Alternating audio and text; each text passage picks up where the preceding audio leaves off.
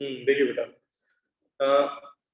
आज हम लोग एलिमिनेशन में जो सेकंड वाली जो मैकेनिज्म है E2 मैकेनिज्म हम लोग स्टार्ट करते हैं। ठीक है, E2 मैकेनिज्म को पूरा अगर नेम देखा जाए तो पूरा नाम है बाई मॉलिक्यूलर एलिमिनेशन रिएक्शन। ठीक है, ये सेकेंड ऑर्डर की एलिमिनेशन रिएक्शंस होती है ना। जैसे SN2 सेकेंड ऑर्डर की न्यूक्लियोफिलिक सब्स्टिट्यूशन रिएक्शन थी, ऐसे ही E2 आपकी सेकेंड ऑर्डर की एलिमिनेशन रिएक्शन होती है। अब इसमें सबसे पहले हम लोग पढ़ेंगे E2 reaction in alkyl halide. Alkyl halide में E2 कैसे होती है ना, क्योंकि E2 जो पॉपुलर है वो मेनली बेटा एल्किल हैलाइड वाली पॉपुलर है। ठीक है, E2 जो है वो ज्यादा मैक्सिमम एग्जांपल आपको एल्किल हैलाइड वाले मिलेंगे E2 में। ठीक है, तो इसमें सबसे पहले रीजेंट हमें पता होने चाहिए कि कौन कौन से रीजेंट ऐसे हैं जो E2 काइनेटिक्स के थ्रू प्रोडक्ट बनाते हैं। ठीक है, तो इसमें पहला लाइन लिख लीजिए, strong base favours E2 mechanism. जितने भी बेटा स्ट्रॉन्ग बेस होते हैं वो E2 मैकेनिज्म को फेवर करते हैं। ठीक है, स्ट्रॉन्ग बेस जो होते हैं वो E2 काइनेटिक्स को फेवर करते हैं। ठीक है, जबकि वीक बेस जो होते हैं वो क्या किसको फेवर कर रहे थे, E1 को। वीक बेस फेवर कर रहे थे E1 को, बट स्ट्रॉन्ग बेस जो होते हैं वो E2 को फेवर करते हैं। ठीक है, इनमें कौन कौन से हैं जो इम्पोर्टेंट है या जो आपको क्वेश्चन में मिलेंगे देखने को। तो इसमें सबसे पहले तो सबसे पॉपुलर है hot alcoholic solution of KOH। ठीक है, hot alcoholic solution of KOH, या समटाइम्स ये केवल ऐसे लिख कर दे दिया गया एल्कोहलिक KOH। एल्कोहलिक को शॉर्ट में ALC.KOH। ठीक है, तो एल्कोहलिक KOH जो होता है वो बहुत स्ट्रॉन्ग बेस होता है। ठीक है, इसको ETO माइनस ऑब्लिक ETOH ऐसे भी लिखा जा सकता है ना। अब देखो एल्कोहलिक KOH का मतलब भी समझ लीजिए कि यहाँ पे क्या हो रहा है। एल्कोहलिक KOH का मतलब कि देखो KOH जो होता है वो वैसे भी स्ट्रॉन्ग बेस होता है। एल्किल मेटल या हाइड्रोक्साइड क्या होते हैं, स्ट्रॉन्ग बेस। और इसको इसमें आपने ऐड कर दिया है एल्कोहल। एल्कोहल में एथेनॉल आपने ऐसे ले लिया। ठीक है, जो सबसे कॉमन होता है। तो ये जो हमारा तैयार हो रहा है बेस वो है KOH प्लस एथेनॉल, है ना। KOH वैसे भी स्ट्रॉन्ग बेस है, उसको भी आपने किसमें ऐड कर दिया, अल्कोहल में। मतलब करेला वो भी नीम चढ़ा हुआ है ना। स्ट्रॉन्ग बेस को अल्कोहल में डिजोल्व कर दिया तो ये बहुत ज्यादा बेसिसिटी बढ़ जाती है। बहुत स्ट्रॉन्ग बेस होता है, इसका pH काफी ज्यादा होता है। ठीक है, तो ये फेवर करता है बहुत। तो इसकी वजह से अगर आप हीट कर देंगे किसी एल्किल हैलाइड को तो वो E2 काइनेटिक्स ही फेवर करेगा, तो ये स्ट्रॉन्ग बेस की कैटेगरी में आता है। ठीक है ना। दूसरा जो स्ट्रॉन्ग बेस है वो सोडामाइड है। सोडामाइड को बोलते हैं NaNH2। सोडामाइड को क्या बोलते हैं, NaNH2। ये दूसरा स्ट्रॉन्ग बेस है सोडामाइड। सोडामाइड भी फेवर करता है। सोडामाइड में जो एमाइड आयन होते हैं वो बहुत स्ट्रॉन्ग बेस होते हैं। ठीक है, ये आपके बहुत स्ट्रॉन्ग बेस की कैटेगरी में आते हैं। इसके लिए तो ये बोला जाता है कि एमाइड आयन की जो बेसिसिटी होती है वो उसकी न्यूक्लियोफिलिसिटी पे डोमिनेट करती है ना, क्योंकि ये एक अच्छा न्यूक्लियोफाइल भी है स्ट्रॉन्ग। लेकिन एमाइड आयन की जो बेसिसिटी होती है वो उसके न्यूक्लियोफिलिसिटी पे डोमिनेट करती है। तो ये एमाइड आयन एलिमिनेशन रिएक्शन को ही बेटा फेवर करते हैं। ठीक है, सोडामाइड या इसकी जगह पोटेशियम का एमाइड भी दिया जा सकता है, मतलब KNH2 भी अगर लिख के दे दिया जाए तो भी आप समझ जाएंगे वही चीज है। अच्छा, एक तीसरा है ये tertiary butoxide in presence of tertiary butanol. ठीक है, तो tertiary butoxide in presence of tertiary butanol ये भी आपका बहुत स्ट्रॉन्ग बेस कहलाता है, और ये भी आपका है ना क्या देता है, एलिमिनेशन रिएक्शन। लेकिन ये काफी बल्की होता है ना। टर्सरी ब्यूटॉक्साइड आप समझ पा रहे हो, ये आपका बल्की बेस की कैटेगरी में आ रहा है। इसमें ब्यूटॉक्साइड आयन इसको बोल रहा है, टर्सरी ब्यूटॉक्साइड आयन ये है ना। तो इसको लिख लीजिएगा, ये बल्की बेस की कैटेगरी में आता है ना। ये जो है ये बल्की बेस होता है तो स्ट्रॉन्ग बेस। लेकिन उस कार्बन पे आप जब ध्यान से देखें स्ट्रक्चर तो इस पे 3 मेथिल अटैच्ड है ना। तो ये थोड़ा स्टेरिकली हिंडर्ड बेस होता है, या इसे बल्की बेस भी बोला जाता है। ठीक है, तो टर्सरी ब्यूटॉक्साइड को अगर ब्यूटेनॉल टर्सरी ब्यूटेनॉल में मिक्स कर दिया जाए तो ये भी बहुत स्ट्रॉन्ग बेस होता है, बट ये बल्की बेस भी होता है, ठीक है। हाँ, ऊपर वाले जो थे ये बल्की नहीं थे, जैसे एमाइड आयन कोई बल्की नहीं है ना, और KOH में OH माइनस कोई बल्की आयन नहीं, ठीक है। तो ये दोनों नॉट बल्की बेस है, लेकिन ये तीसरा जो एग्जांपल है ये बल्की बेस का एग्जांपल है, ठीक है। यहाँ पे देखो मैंने लिखे हुए एक लिस्ट बना दी है, स्ट्रॉन्ग बेस, ऐसे स्ट्रॉन्ग बेस जो बल्की नहीं होते हैं, है ना, स्ट्रॉन्ग बेस लेकिन बल्की जो नहीं होते हैं वो कौन कौन से हैं। तो एक तो है एल्कोक्साइड, लिख लीजिए RO माइनस, एल्कोक्स इसको बोलते हैं एल्कोक्साइड, इसको कॉमन नेम क्या बोलते हैं, एल्कोक्साइड, ठीक है। तो एल्कोक्साइड आयन जो होते हैं वो स्ट्रॉन्ग बेस भी होते हैं और साथ ही साथ क्या होते हैं, बल्की नहीं होते। अच्छा, निगेटिवली चार्ज बेस सभी स्ट्रॉन्ग ही होते हैं, अगर ध्यान से देखिए, है ना, ये सब निगेटिवली चार्ज है। एल्कोक्साइड, एल्कोक्साइड में से मेथॉक्साइड लिख के दे दिया गया, या एथॉक्साइड आयन लिख के दे दिया गया, तो ये बेटा सब स्ट्रॉन्ग बेस है और बल्कि भी नहीं। फिनॉक्साइड आयन भी इसी कैटेगरी में आ रहा है, ठीक है। अमोनिया, अमोनिया न्यूट्रल है बट ये भी स्ट्रॉन्ग बेस की कैटेगरी में आता है। अमोनिया न्यूट्रल होने के बावजूद भी स्ट्रॉन्ग बेस की कैटेगरी में आता है। स्ट्रॉन्ग बेस का मतलब यहाँ पे एलिमिनेशन रिएक्शन के रिस्पेक्ट में स्ट्रॉन्ग बेस इसको बोला जा रहा है। एमाइड आयन भी आपके बहुत स्ट्रॉन्ग बेस होते हैं, तो निगेटिवली चार्ज भी है ना, जैसे सोडामाइड में यही आयन होता है जो बेस की तरह बिहेव करता है। एल्कोहलिक KOH भी आपका स्ट्रॉन्ग बेस है और ये बल्कि नहीं होता है, क्योंकि आयनाइज होकर OH माइनस आयन देता है, OH माइनस आयन बल्कि नहीं होते हैं, है ना। और एक ये पिरिडीन भी याद रखिएगा, पिरिडीन आपका न्यूट्रल बेस है बट अमोनिया का ही डेरिवेटिव है एक तरह से, ठीक है, एरोमेटिक डेरिवेटिव बोल सकते हैं। तो पिरिडीन भी आपका एक स्ट्रॉन्ग बेस की कैटेगरी में आता है। तो ये सभी जो बेस लिखे हुए हैं ये आपको एरो के ऊपर लिखे हुए दिखेंगे, ठीक है। या फिर ऐसा भी हो सकता है कि इनके जो जितने भी निगेटिवली चार्ज वाले हैं ना, तो इनके निगेटिव चार्ज को न्यूट्रलाइज करने के लिए कोई एल्कली मेटल इनके साथ जोड़ कर दे दिया जाए, है ना। जैसे केवल मेथॉक्साइड आयन ना लिख के वो लिखते MeONa, सोडियम मेथॉक्साइड, है ना। तो आप समझ जाएंगे कि पानी के अंदर Na+ टूट जाएगा, अलग हो जाएगा और इससे क्या उत्पन्न होंगे, मेथॉक्साइड आयन, है ना, और ये आपका स्ट्रॉन्ग बेस है, ठीक है। तो ये स्ट्रॉन्ग बेस है और हीटिंग कंडीशन में, हाँ, ये जरूरी है कि बेटा जितनी भी एलिमिनेशन रिएक्शन होती है वो हीटिंग कंडीशन में ही होती है, तो हीटिंग मस्ट होती है, हीटिंग क्या होती है, मस्ट, ठीक है ना।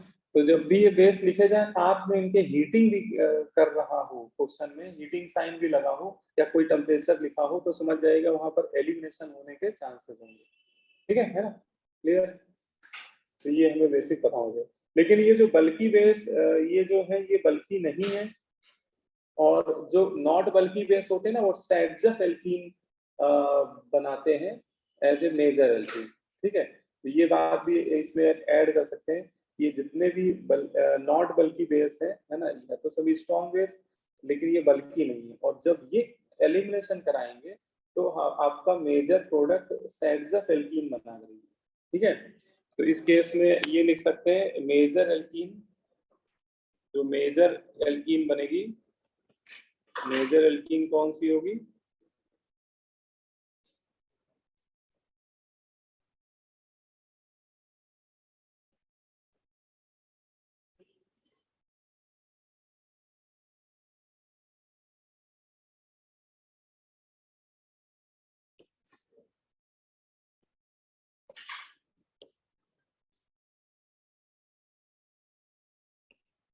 ठीक है। तो इसमें जो मेजर एल्कीन बनेगी वो सैडजफ रूल के अकॉर्डिंग बनेगी, है ना, क्योंकि ये बल्कि बेस नहीं है, तो ये बेटा वहां से H निकाला करेंगे जहां पे स्टेरिक हिंड्रेंस क्या होगा, ज्यादा होगा, है ना।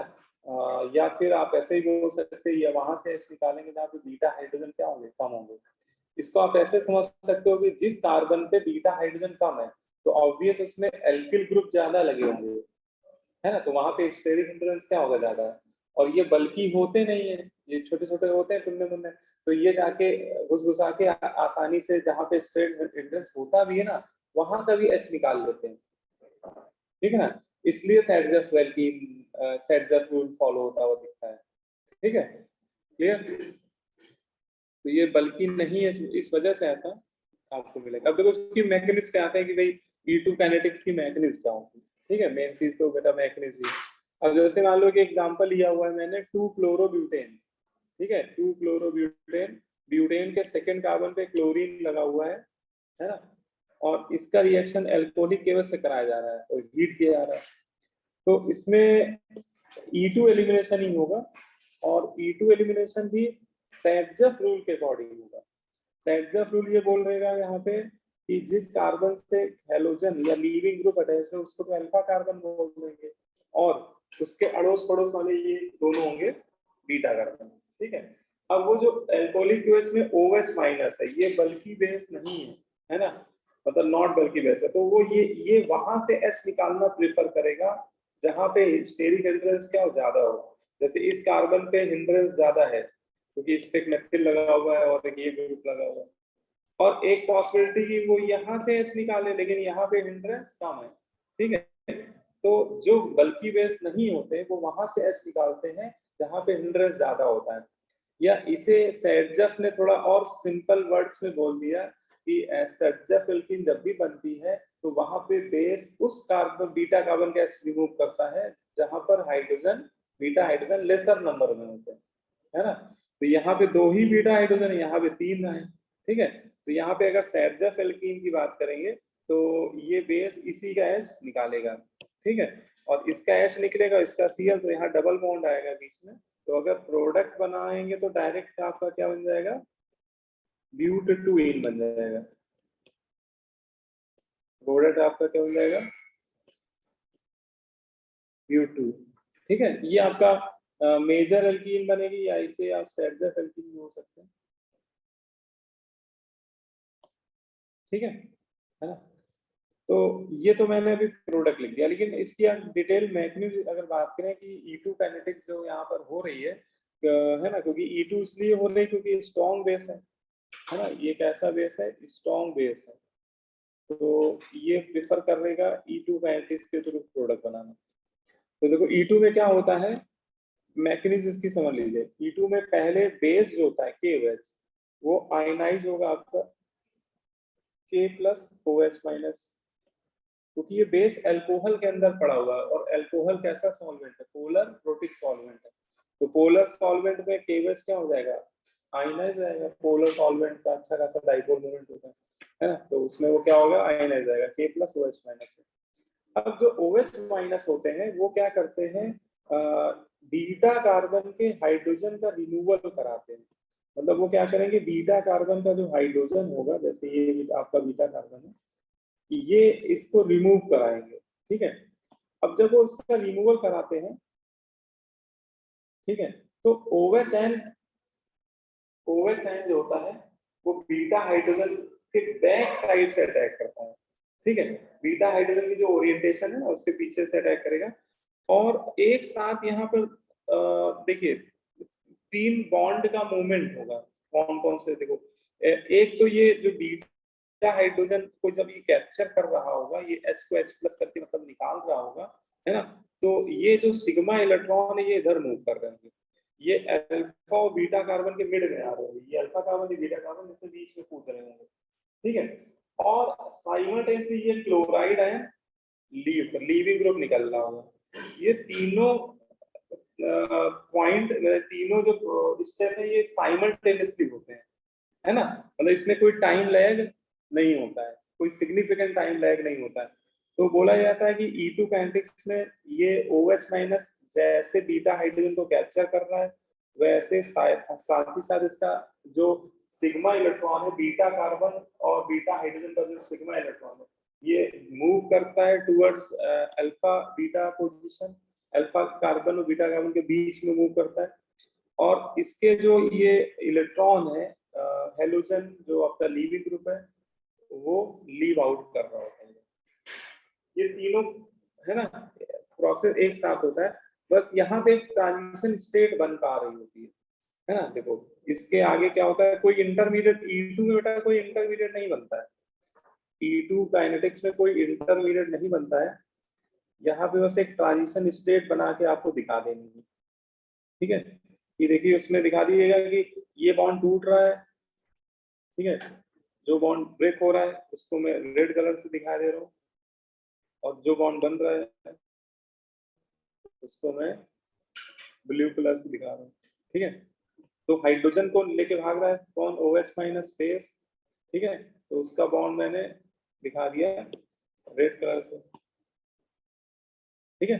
लेकिन यहाँ पे पाई बॉन्ड का फॉर्मेशन होने जा रहा है, इसको मैंने ब्लू से दिखा दिया। अच्छा, ये क्लोरीन भी निकल रहा है तो ये भी बॉन्ड टूट ही रहा होगा, ठीक है। तो इस तरह से एक यहाँ पे सिचुएशन बन रही होती है।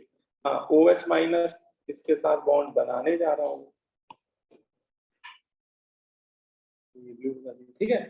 तो इस तरह से TS बन रही होती है, इसको एक ट्रांजिशन स्टेट बोला जाता है। यहाँ पे कोई इंटरमीडिएट नहीं बन पाता है, ट्रांजिशन स्टेट, ठीक है। और अगले ही पल झपकते ही ये ट्रांजिशन स्टेट फाइनल प्रोडक्ट में कन्वर्ट हो जाती है, जिसमें ये OH H को लेके भाग गया होता है ना, Cl इधर से लीव आउट कर चुका, डिपार्ट कर जाता है, और यहाँ पे आ जाता है डबल बॉन्ड, ठीक है। यहाँ पे क्या बन जाता है, एल्कीन, कार्बन कार्बन के बीच में पाई बॉन्ड का फॉर्मेशन हो जाता है, ठीक है। तो ये इसकी मैकेनिज्म, और बेसिक सिंपल सी मैकेनिज्म है, कोई इंटरमीडिएट वगैरह यहाँ पे बनता ही नहीं, ठीक है, क्लियर। E2 काइनेटिक्स बोलते हैं इसको। इसमें कोई पूछे बताओ ये कितने स्टेप में कंप्लीट हुई है, 1 स्टेप है ना, क्योंकि रिएक्टेंट से TS बनना और TS से फाइनल प्रोडक्ट बनना ये पूरा एक स्टेप कहलाता है, क्योंकि इंटरमीडिएट तो बना ही नहीं, है ना। और इसका कोई एनर्जी प्रोफाइल बनाने बोले तो ऐसे बना रहे, है ना, 1 स्टेप मैकेनिज्म। प्रोडक्ट की एनर्जी ज्यादा ही दिखाना रिएक्टेंट से, क्योंकि एंडोथर्मल जितनी भी एलिमिनेशन रिएक्शन है उसमें हीट आपको देनी पड़ रही है, तो इनका डेल्टा एच क्या है, पॉजिटिव है एंडोथर्मिक है, तो प्रोडक्ट की एनर्जी ज्यादा दिखाना और रिएक्टेंट की कम दिखाना, ठीक है। तो इसका एनर्जी प्रोफाइल सिंपल सा बनता है, इसमें कोई ऐसी खास बात नहीं, चाहो तो बना लो बगल में इसका एनर्जी प्रोफाइल, ऐसा बनता है, ठीक है। यहाँ पे TS बनता है बस।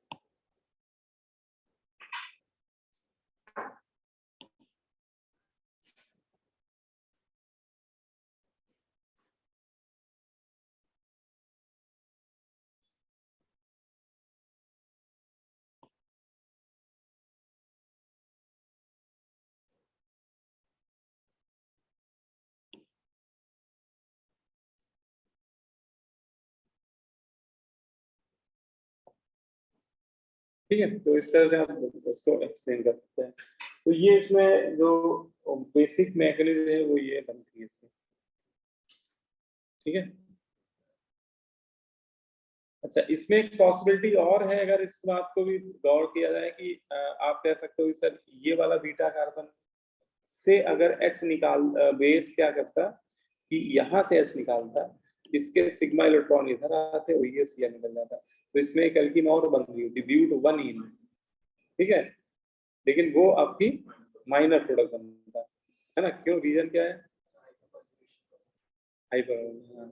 तो ये जो एलिमिनेशन रिएक्शन होती है, ये थर्मोडायनेमिकली कंट्रोल्ड रिएक्शन होती है।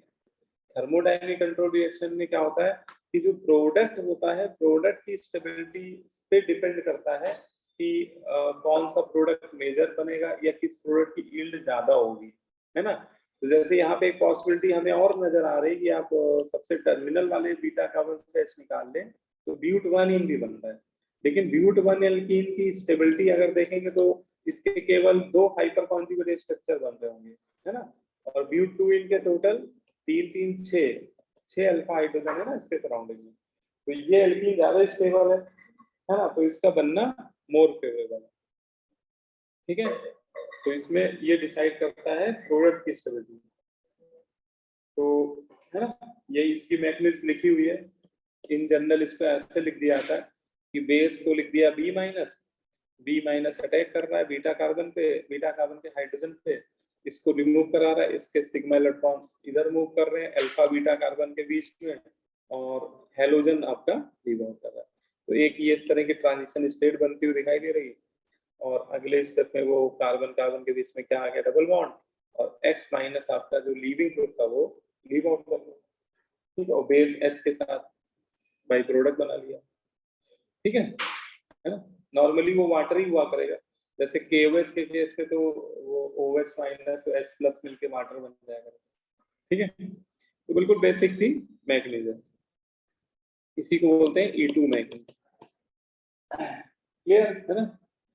अब इसमें वही बात, जो पॉइंट्स ऐसे हैं जो इंपॉर्टेंट है, जो हम लोग को पता होने चाहिए, जैसे इसमें पहला पॉइंट लिखा हुआ है दिस इज, लिख लो वन स्टेप मैकेनिज्म है, दिस इज E2 मैकेनिज्म होती है वो कंसर्टेड वन स्टेप मैकेनिज्म होती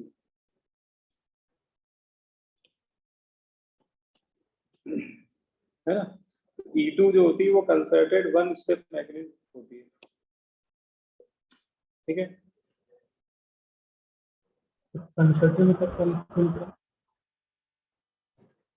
कंसर्टेड एक्चुअली एलिमेंट्री रिएक्शंस के लिए बोल दिया जाता है, elementary reaction already one step होती है ना, तो कंसर्टेड इसलिए यहाँ पे बोल दिया गया क्योंकि एलिमेंट्री टाइप की रिएक्शन है, वन स्टेप मैकेनिज्म। फिर इसमें काइनेटिक्स के अकॉर्डिंग अगर रेट की बात किया जाए तो रेट इसमें डिपेंड करेगा, इसका जो स्लोवेस्ट स्टेप है ना, स्लोवेस्ट स्टेप इसका एक ही स्टेप है तो वही स्टेप स्लोवेस्ट है ना। और इस स्टेप में हमारा एक तो एल्किल हैलाइड हो गया, इसको जनरल लिखेंगे तो RX लिख सकते हैं, तो इसके कंसंट्रेशन पे डिपेंड करेगा। और बेटा बेस भी पहले स्टेप में अटैक कर रहा है, तो बेटा इसके भी कंसंट्रेशन पे अटैक डिपेंड कर रहा है ना, तो दोनों पे डिपेंड कर जाएगा। तो यहाँ पे हम लोग बोलेंगे जो रेट है, रेट ऑफ E2 काइनेटिक्स, वो डायरेक्टली प्रोपोर्शनल होगी एल्किल हैलाइड के कंसंट्रेशन पे एज वेल एज जो बेस है उसके कंसंट्रेशन पे, और दोनों की पावर 1 1 है, और 1 1 का सम कर दो तो 2 आ गया, तो ओवरऑल ऑर्डर हमारा क्या हो गया, 2 हो गया। तो इसका मतलब ये ऑर्डर रिएक्शन इज 2, ठीक है। तो ये भी बोल सकते हैं कि E2 काइनेटिक्स जो है वो सेकेंड ऑर्डर की मैकेनिज्म होती है, ठीक है ना। E2 काइनेटिक्स में जो 2 होता है वो उसके ऑर्डर को रिप्रेजेंट करता होता है।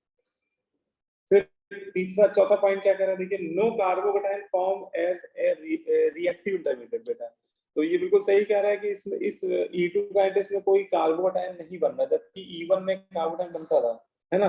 तो no carbocation form as a reactive intermediate, कोई कार्बोकेटाइन नहीं बन रहा है, only transition state will form, ठीक है, केवल एक क्या बन रही है, ट्रांजिशन स्टेट बनती है। तो E2 में कोई कार्बोकेटाइन का फॉर्मेशन नहीं हो रहा होता है, केवल एक ट्रांजिशन स्टेट ही बन रही होती है, रिएक्टेंट और प्रोडक्ट के बीच बनती हुई दिखाई देती है, ठीक है।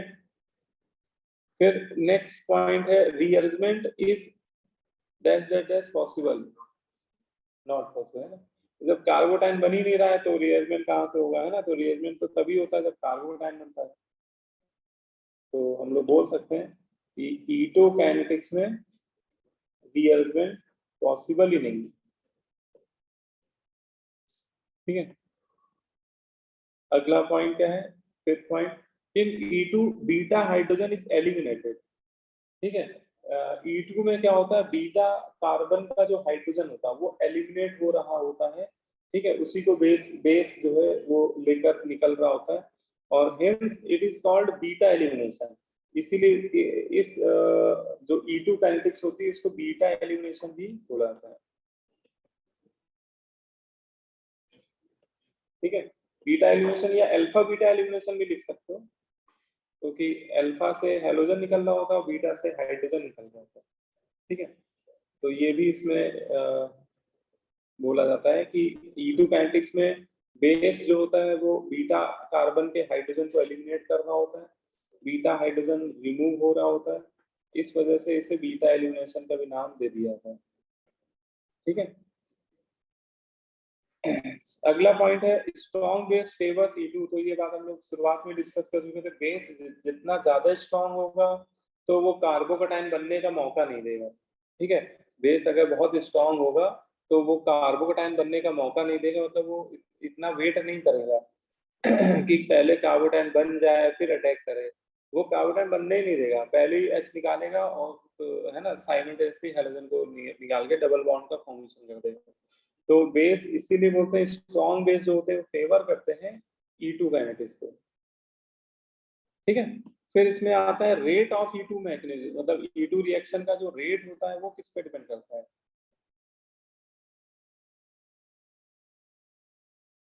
है ना, किस पे?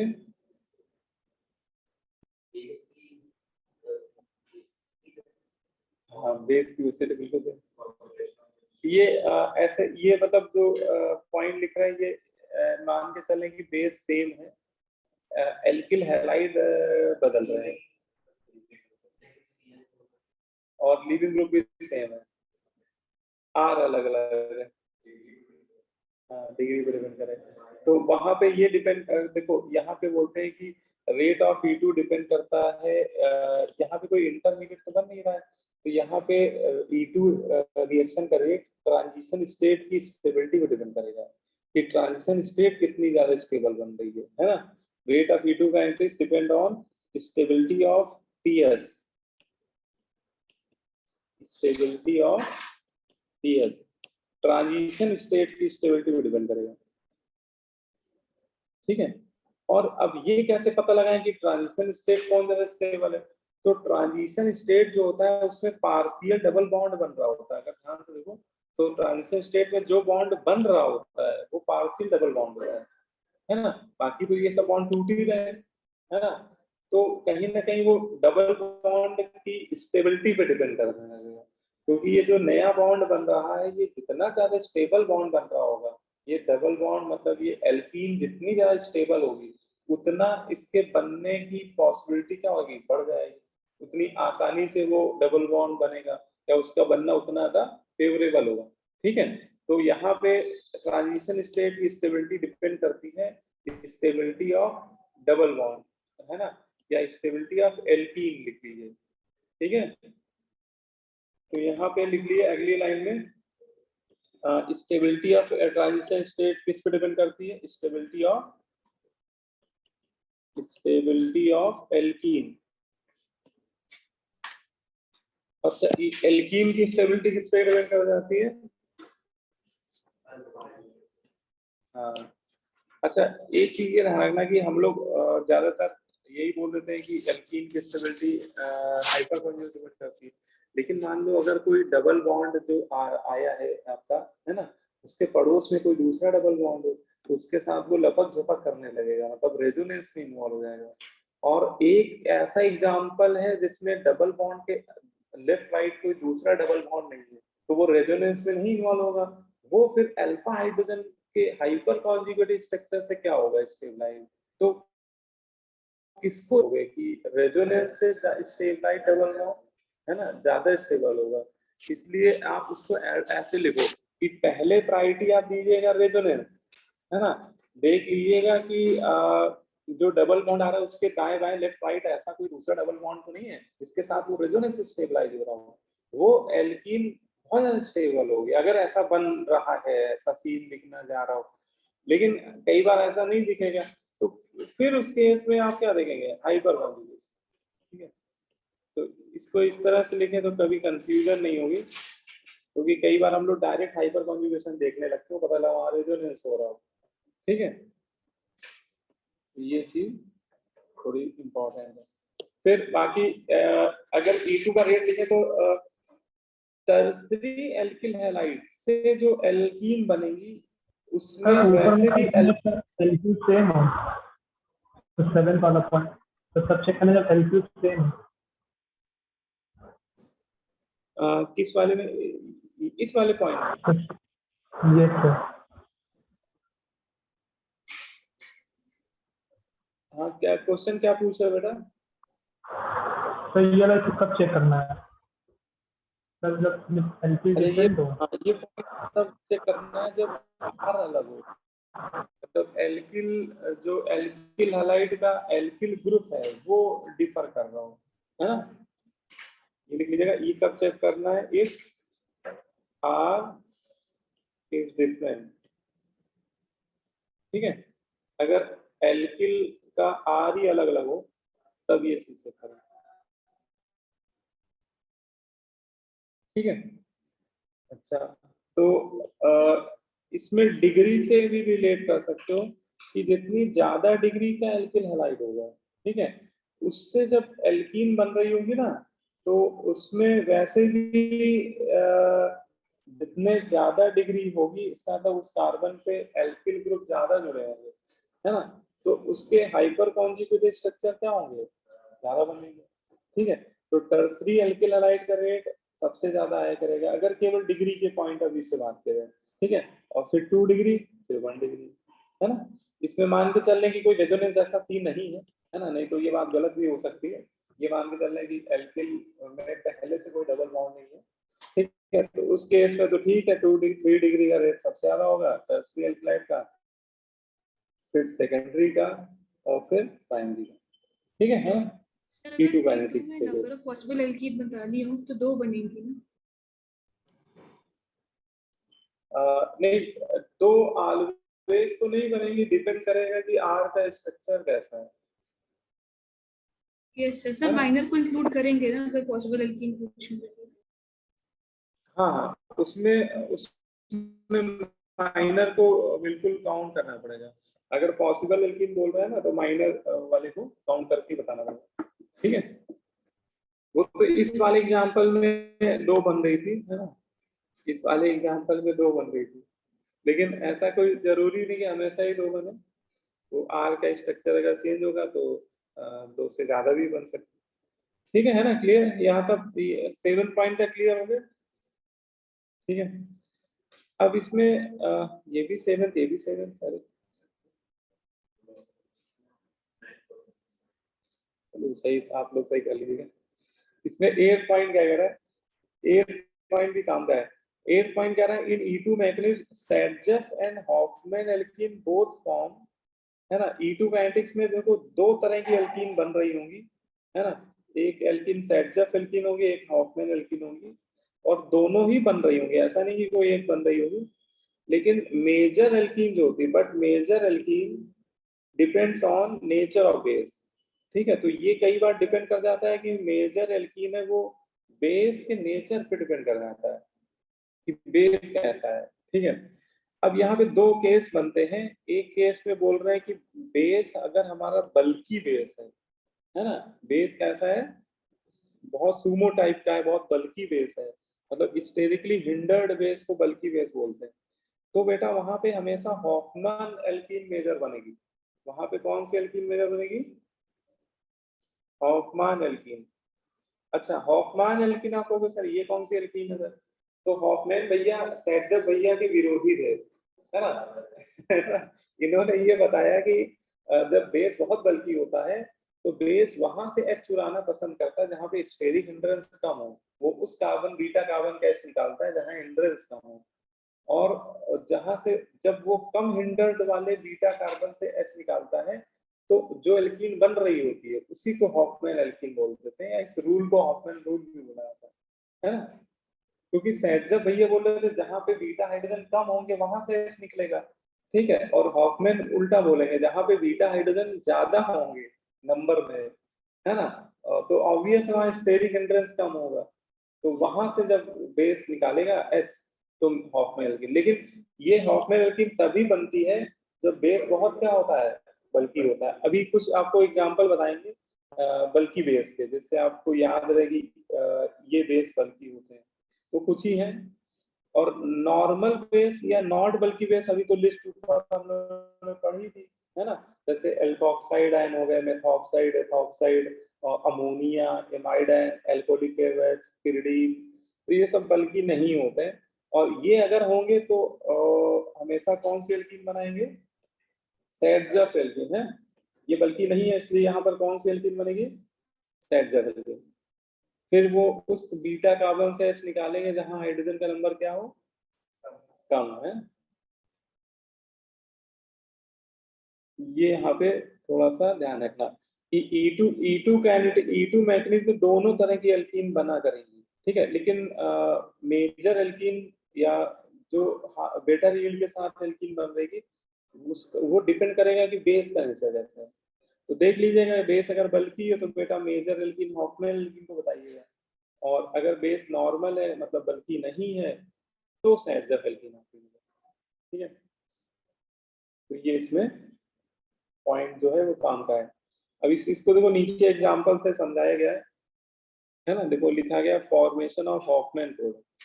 हॉफमैन प्रोडक्ट कैसे बनता है, तो इसमें लिखा हुआ है पैराग्राफ में, बल्कि bases can also accomplish the dehydrogenation that do not follow the Saytzeff rule. जो बल्कि बेस होते हैं, ठीक है, वो जब डिहाइड्रो हैलोजनेशन कराते हैं तो बोलते हैं वो सैडजेफ रूल को फॉलो नहीं करते हैं, ठीक है। बल्कि बेस जब डिहाइड्रो हैलोजनेशन कराते हैं, इस वर्ड का मतलब समझ पा रहे हो, डिहाइड्रो हैलोजनेशन। डी मतलब रिमूवल ऑफ हाइड्रो मतलब हाइड्रोजन, और हैलोजनेशन मतलब हैलोजन, मतलब ये HX मॉलिक्यूल को निकाल रहे होंगे। HBr मैंने लिख दिया, वैसे वो हैलोजन कुछ भी हो सकता है। Removal of HX is called dehydro halogenation. Removal of HX, ठीक है। हाइड्रोजन के साथ जब हैलोजन निकलने लगता है, और अभी हम लोग जो एल्किल हैलाइड में देख रहे थे, एल्कोहलिक ये सब डिहाइड्रो हैलोजेनेटिक एजेंट होते हैं। ये अल्फा कार्बन से निकालते हैं हैलोजन को और बीटा से H को निकालते हैं, ठीक है। तो लेकिन अगर बेस बल्कि है तो फिर वो क्या है, सैडजेफ रूल नहीं फॉलो करेगा, है ना। और आगे देखो दिया है ड्यू टू स्टेरिक हिंड्रेंस, क्योंकि बल्कि बेस होता है तो वो खुद उस बेस खुद ही हिंडर्ड होता है, वो खुद ही बहुत ज्यादा हिंड्रेंस फील कर रहा होता है, तो वो ऐसे कार्बन पे अटैक करना पसंद करता है जहां पर हिंड्रेंस ना हो, है ना। बोलो भाई, ए बल्कि बेस एब्स्ट्रैक्ट ए लेस हिंडर्ड प्रोटॉन, ठीक है। जैसे कोई बहुत मोटा आदमी हो तो वो मेले वेले में जाने से थोड़ा सा कतराता है, ठीक है। तो जहाँ बहुत भीड़ भाड़ होती है, मान लो लखनऊ में सबसे ज्यादा भीड़ कहाँ पे होती है, अमीनाबाद, अब वहां की गलियों में जाने से कतराए कि भाई यहाँ मत जा, है ना। या जिसके पास मान लो 4 व्हीलर है और आजकल SUV टाइप की है, तो वो ऐसी गलियों में जाना पसंद नहीं करता है जो बहुत सक्रिय है, मतलब SUV अंदर तो कहीं बाहर भी नहीं आ पा रही है। ठीक है, ठीक है। तो 4 व्हीलर चलाते समय ये सब ध्यान रखना पड़ता है कि सही जगह से निकलो, रोड चौड़ी हो, कम से कम ट्रैफिक का सामना ना करना पड़े। अब स्कूटी वाला कहीं भी घुस जाएगा, है ना, बाइक वाला छोटी मोटी गलियों में चला जाएगा, साइकिल वाला समझ लो उसको तो कोई टेंशन ही नहीं है, उसका तो चालान भी नहीं होना है, हेलमेट भी नहीं लगाना उसको। तो जो बल्कि बेस होते हैं वो सब समझ लो, है ना। तो वो ऐसे कार्बन से H निकालना पसंद करेंगे जहाँ पे हाइड्रोजन कम हो, जहाँ पे स्टेरिक हिंड्रेंस कम हो। और बल्कि बेस जब भी ऐसे कार्बन पे अटैक करके H को निकालेंगे, उससे बनने वाली जो एल्कीन हुआ करेगी उसी को हम लोग नाम दे देंगे क्या, हॉफमैन एल्कीन या हॉफमैन प्रोडक्ट, ठीक है। तो ये यहाँ पर बताया जा रहा है। अब एग्जांपल से उसको समझाया भी जा रहा है कि ये एक एल्किल हैलाइड लिया गया है, ठीक है। इसमें हैलोजन बताओ किस कार्बन से अटैच है, हैलोजन कहीं दिख रहा है, ठीक है। तो ये आपका लीविंग ग्रुप है। तो हैलोजन जिस कार्बन से कनेक्टेड है ये हमारा अल्फा कार्बन हो गया। अब इसके पड़ोस में एक राइट वाला बीटा कार्बन है और एक लेफ्ट वाला बीटा कार्बन। आप बता सकते हो किस पे स्टेरिक हिंड्रेंस ज्यादा है, लेफ्ट वाले पे ना, इस पे स्टेरिक हिंड्रेंस ज्यादा है, ठीक है।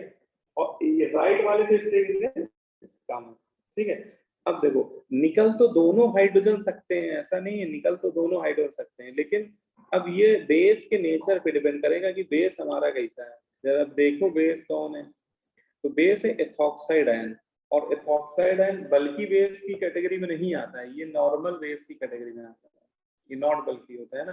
तो ये कहाँ से निकालेगा, ये वहां से निकालेगा जहां पर स्टेरिक हिंड्रेंस ज्यादा हो, है ना। ये सैडजेफ रूल फॉलो करेगा, ये उस कार्बन के H को चुराएगा जहां पे हाइड्रोजन कम हो, है ना।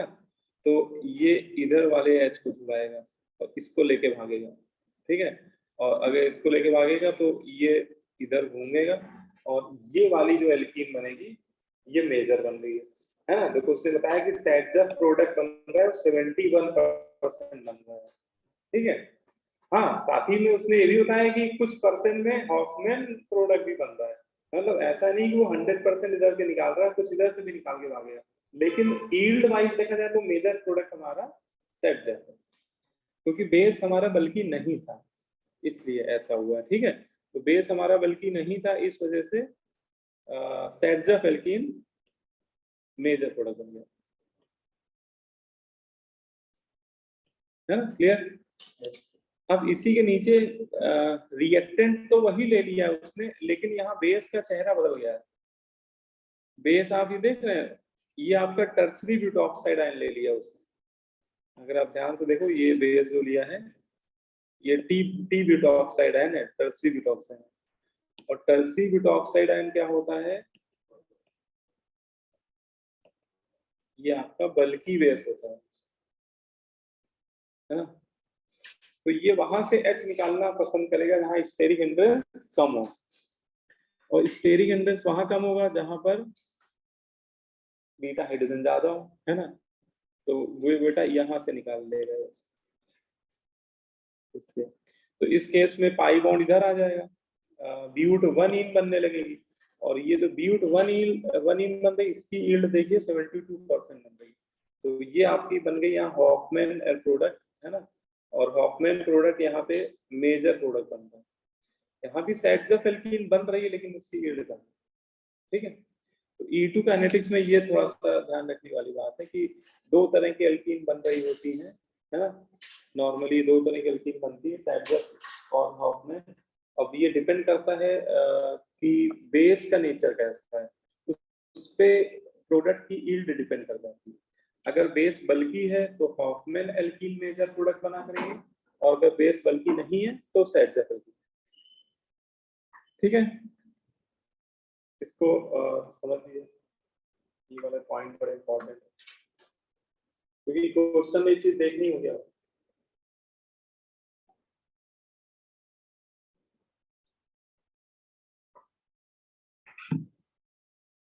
ठीक है। अब इसमें एक लिस्ट आप देख लीजिए कि बल्कि बेस कौन कौन से होते हैं, जिससे आपको देखते ही समझ में आ जाएगी, हाँ ये तो भैया बल्कि बेस है, तो आप फिर हॉफमैन एल्कीन बनाने लगिएगा मेजर प्रोडक्ट, और अगर बल्कि नहीं है तो सेटजफ एल्कीन, है। तो बल्कि बेस कुछ ही है, मतलब लिमिटेड है, उनको आप याद कर सकते हैं। पहला आपका ये सबसे फेमस है टर्सरी ब्यूटॉक्साइड, टी ब्यूटॉक्साइड, है ना। ये इसका स्ट्रक्चर होता है बेटा,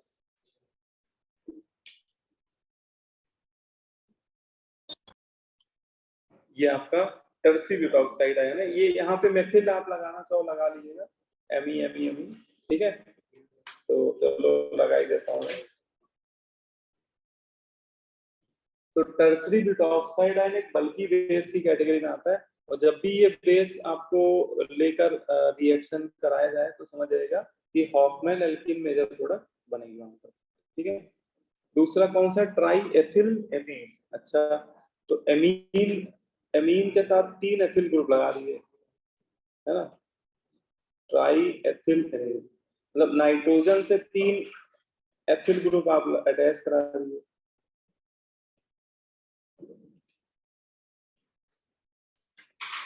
ठीक है। तो ये ट्राई एथिल एमीन भी आपका एक बल्कि बेस की कैटेगरी में आता है। वैसे भी टर्सरी एमीन जो होते हैं ना वो बल्कि ही होते हैं, 3 डिग्री एमीन, क्योंकि उस नाइट्रोजन पे 3 R अटैच होते हैं, है ना। तो वो वैसे भी नॉर्मली बल्कि होते हैं। और ठीक है, एक ये बड़ा फेमस है 2 डाई मेथिल पिरिडीन, ठीक है। पिरिडीन, अच्छा केवल पिरिडीन बोला जाए तो बल्कि नहीं है, ओनली पिरिडीन लिखा हो तो वो बल्कि नहीं होता बेटा। लेकिन उसी पिरिडीन की दोनों लेफ्ट और राइट पोजीशन पे अगर 2 मेथिल लगा दिए गए, है ना, ऐसा लग रहा है कि उसकी आर्थो पोजीशन है, लेकिन आर्थो बोलना केवल बेंजीन रिंग में ही सही माना जाता है। हेट्रोसाइक्लिक रिंग में आर्थो मेटा पैरा एक्चुअली ये टर्मिनोलॉजी रॉन्ग होती है ना।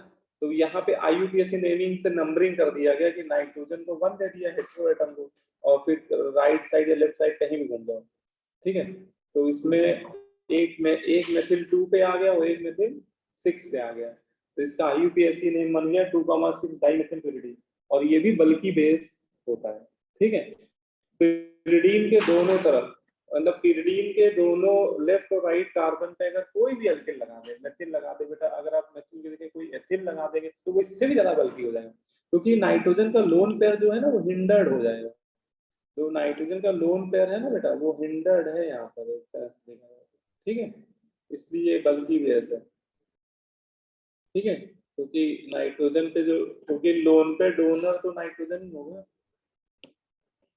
मतलब अटैक तो नाइट्रोजन ही मारेगा, बीटा हाइड्रोजन को लेके भागेगा तो नाइट्रोजन, ठीक है।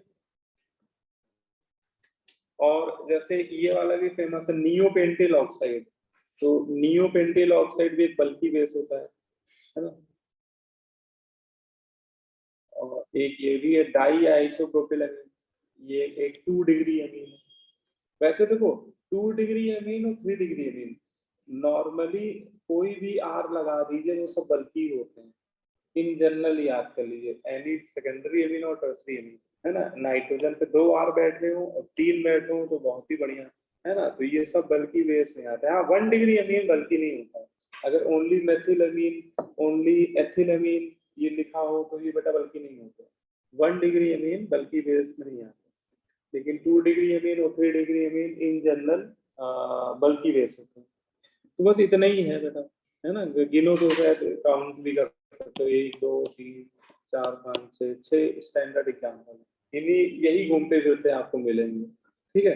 तो अगर कभी एरो के ऊपर ये कोई भी लिखे हो, इन्हीं का किसी का नाम या स्ट्रक्चर लिख के दे दिया जाए, समझ जाइएगा ये सभी बल्कि बेस है, और एल्किल हैलाइड से रिएक्शन हो रही हो तो आप हमेशा हॉफमैन एल्कीन बनाइएगा, आप हमेशा उस कार्बन बीटा कार्बन का एच निकालिएगा जहां पर बीटा हाइड्रोजन ज्यादा हो, है ना। बीटा हाइड्रोजन ज्यादा हो या स्टेरिक हिंड्रेंस कम हो, दोनों का एक ही मतलब होता है, ठीक है, क्लियर। हाँ बिल्कुल। तो E2 काइनेटिक्स काफी इम्पोर्टेंट काइनेटिक्स है, और इस पे क्वेश्चन भी आप देखेंगे, बहुत सारे क्वेश्चन जेईई अभी तक पूछ चुका है, ठीक है।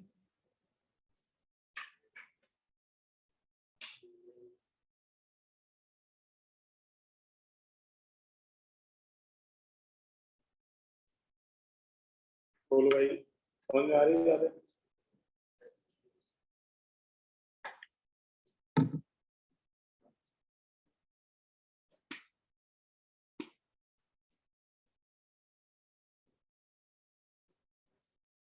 ठीक है।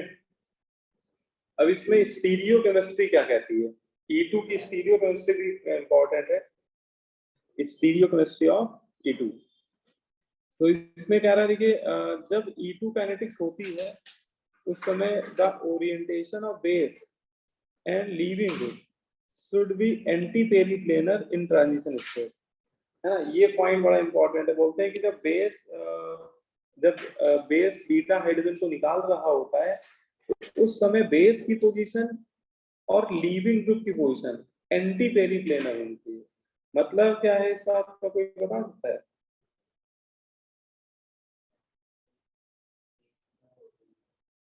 हाँ सही कह रहे, एंटी पेरीप्लेनर मतलब कि बेस और लीविंग ग्रुप के बीच बॉन्ड एंगल 180 बन रहा हो, है ना, एंटी हो एक दूसरे के रिस्पेक्ट में। और पेरीप्लेनर मतलब लाई सेम प्लेन पे करते हैं, मतलब बेस जो निकाल रहा होगा बीटा हाइड्रोजन को और लीविंग ग्रुप जो निकल रहा होगा वो एक ही प्लेन पर लाई कर रहे हैं, बट उनके बीच का बॉन्ड एंगल उस समय 180 डिग्री बन रहा है ना। बेस और लीविंग ग्रुप एक दूसरे के रिस्पेक्ट में क्या होना चाहिए, एंटी पेरीप्लेनर, है ना।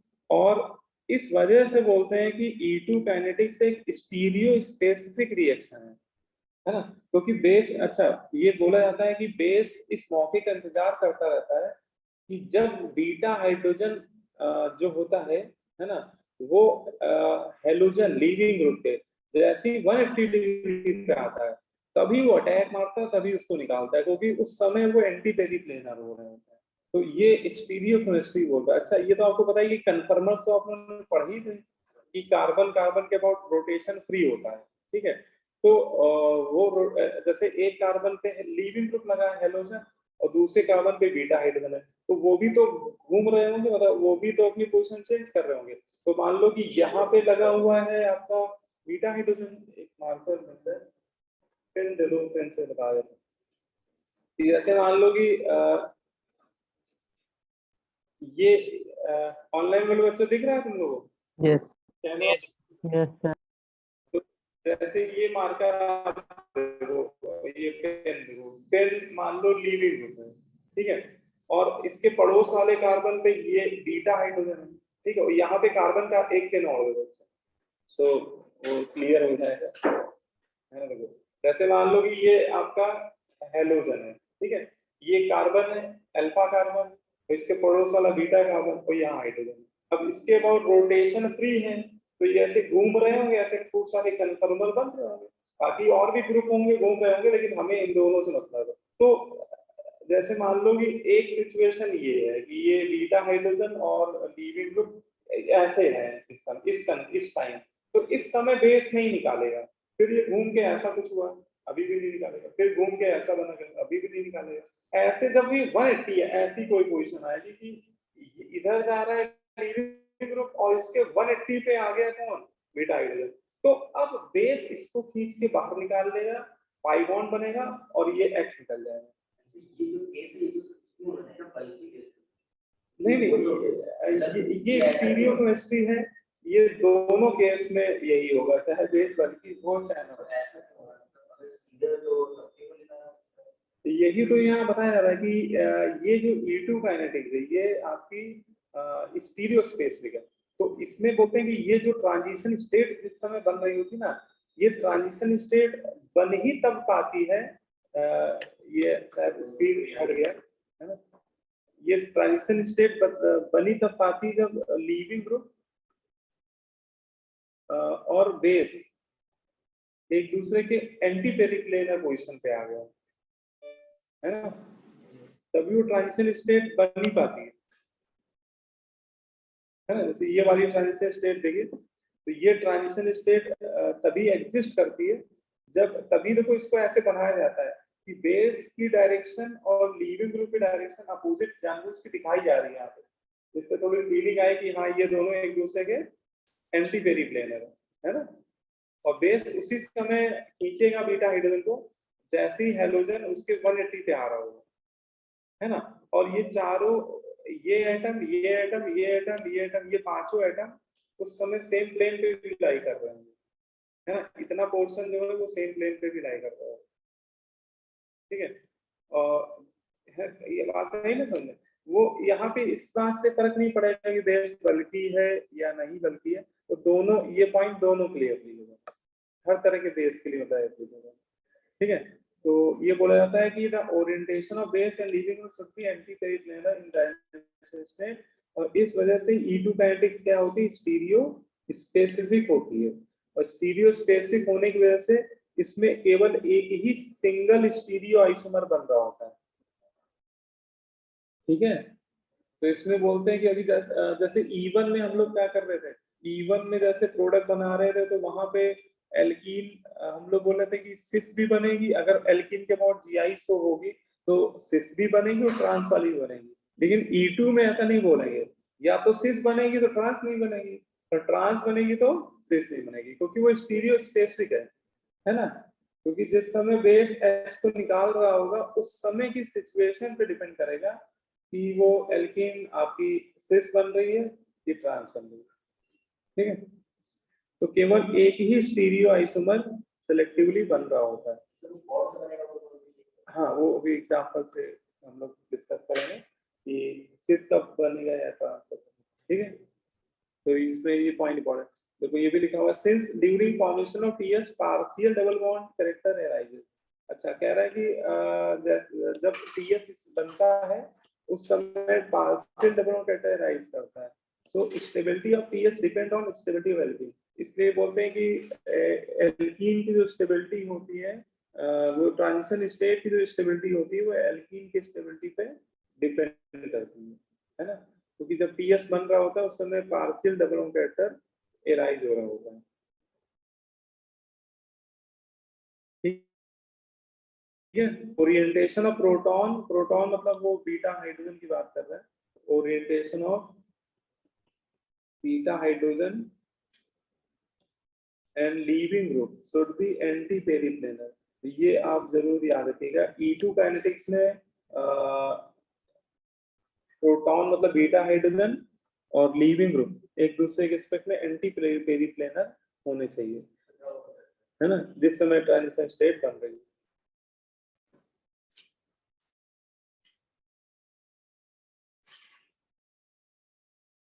ठीक है, तो ये स्टीरियो थोड़ा सा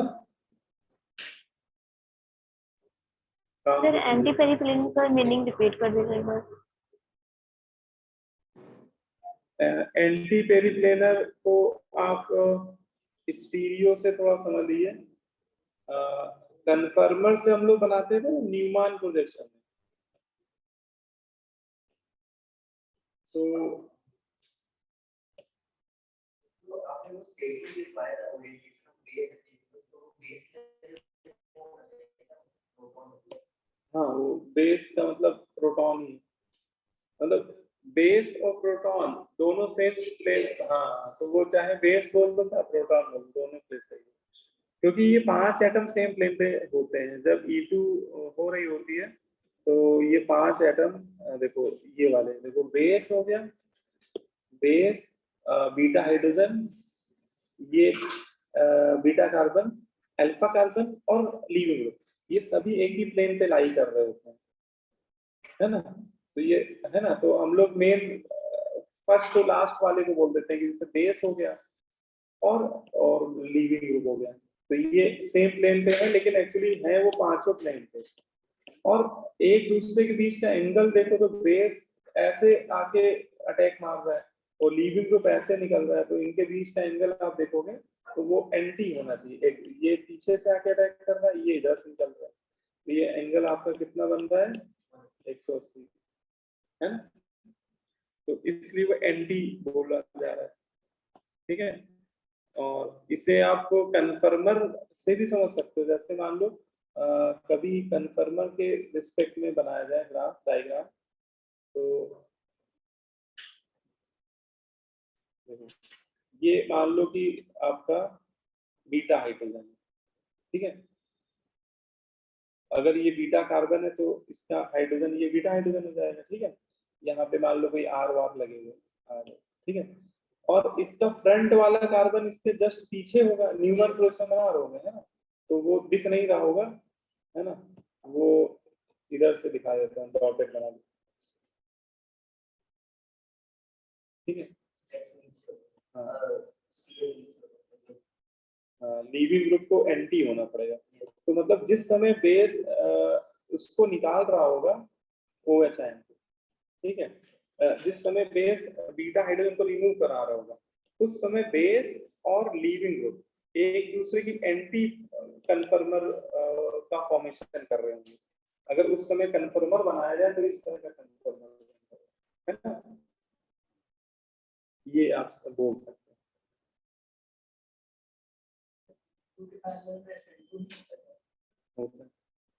लेकिन इसमें क्या होता है कि SN1 E1 ज्यादा पैरेलल होती थी, है ना, लेकिन E2 SN2 में काफी ज्यादा डिफरेंस होता है यील्ड में। तो वो इसमें तो टेम्परेचर पे पूरी तरह से डिपेंड कर जाता है कि जैसे आप हीट कर रहे हैं तो E2 ही मेजर होगा, और अगर हीट नहीं कर रहे हैं, रूम टेम्परेचर करा रहे हैं तो SN2 होगा। इसमें तो टेम्परेचर पे ही डिपेंड कर जाता है पूरा, ठीक है। जबकि E1 में ऐसा नहीं था, E1 में बोलते थे कि हीट कर भी रहे हैं तब भी साइड में ऐसा हमारा ही मेजर हुआ करता था, थोड़ा सा ज्यादा ही यील्ड बनती थी। E2 में ऐसा नहीं,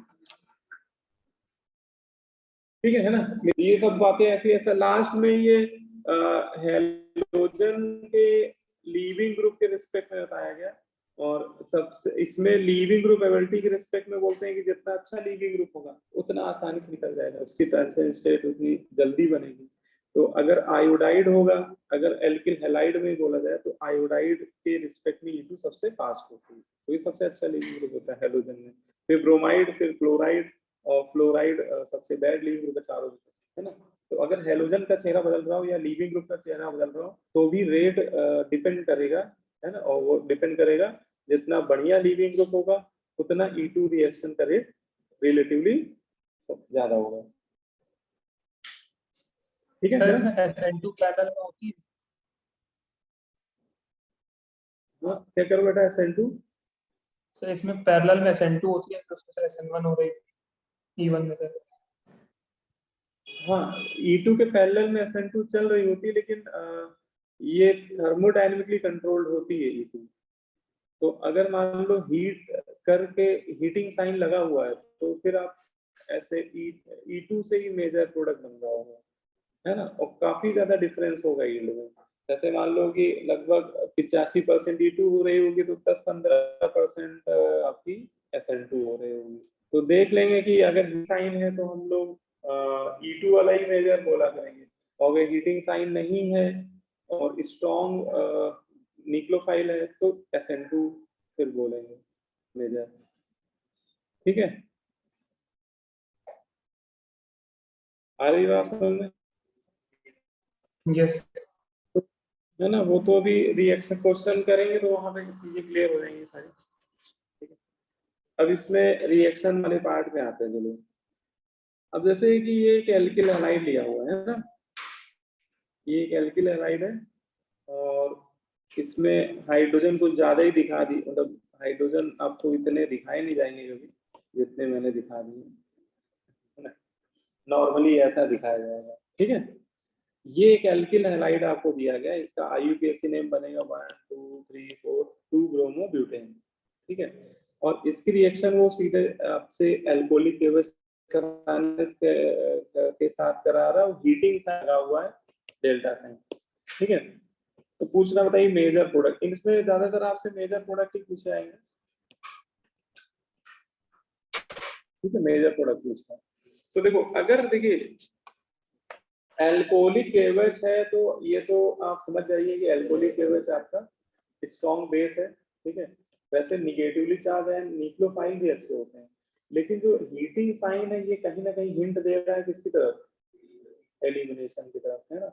और स्ट्रॉन्ग बेस हीटिंग कंडीशन में कौन सी काइनेटिक्स देते हैं, E2।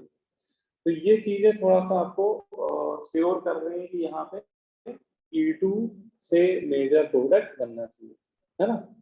अब E2 में क्या होता है कि बेस निकालता है बीटा कार्बन के हाइड्रोजन। अब जिस कार्बन से हेलोजन लगा हुआ है वो हमारा अल्फा कार्बन हो गया, अब बीटा कार्बन यहाँ पे 2 हो गए, लेफ्ट वाला राइट वाला, है ना। अब ये देखो कि किधर से H निकालना पड़ेगा, यहाँ से राइट से कि लेफ्ट से, लेफ्ट से, है ना। तो ये डिपेंड करेगा बेस के नेचर पे कि बल्कि है कि नहीं। हाँ, तो ये आपको समझ में आ गया कि स्ट्रॉन्ग बेस है लेकिन बल्कि नहीं, है ना, नॉट बल्कि बेस है। तो ये सैडजफ एल्कीन बनाएगा, सैडजफ रूल फॉलो करेगा। सैडजफ भैया का कहना था कि जहाँ पे बीटा हाइड्रोजन कम होते हैं वहां से H निकालो। तो बेटा राइट वाले पे आपको क्लियरली समझ में आ रहा है कि 2 ही बीटा हाइड्रोजन है, और लेफ्ट वाले पे आप बना के अगर देखोगे तो 3 बीटा हाइड्रोजन आपको दिखाई देंगे। तो इसका मतलब है कि आप सैडजफ रूल अगर फॉलो कर रहे हैं तो यहाँ से H निकालना पसंद करेंगे जहाँ पे बीटा हाइड्रोजन कम है। वैसे भी बेस कम बल्कि है तो भीड़ भाड़ में अंदर जाना पसंद करेगा और यहीं से H निकालेगा। SN2 के लिए सर मतलब न्यूक्लियोफाइल के साथ polar A product solvent compulsion है कि नहीं? मान आप कंपल्सन तो नहीं बोलना चाहिए, क्योंकि अगर नहीं लेंगे और हीट नहीं करेंगे और न्यूक्लियोफाइल स्ट्रॉन्ग है तो सॉल्वेंट कुछ नहीं लिखा हुआ उसने, ना तो पोलर प्रोटेक्ट लिया ना पोलर प्रोटेक्ट, तो फिर हम लोग यही मान लेंगे कि स्ट्रॉन्ग न्यूक्लियोफाइल है तो पोलर प्रोटेक्ट अगर होगा तो भी कुछ SN2 ही मेजर बन रहा होगा, है ना। तो ये नहीं कहना चाहिए कि कंपल्सन। ठीक है, तो यहाँ पे ये बनेगी एल्कीन, है ना, ब्यूट 2 मेजर बन जाएगी। ठीक है, और यही साइड्स ऑफ एल्कीन कहलाएगी यहाँ पे, है ना। बनने को यहाँ पे ब्यूटी वनीन भी बनेगी बट वो माइनर होगी, ठीक है। तो इसके नीचे मेजर लिख दीजिए। अब जैसे ये वाला आप लोग उससे अटेंड करके बताइए, सेकंड वाला।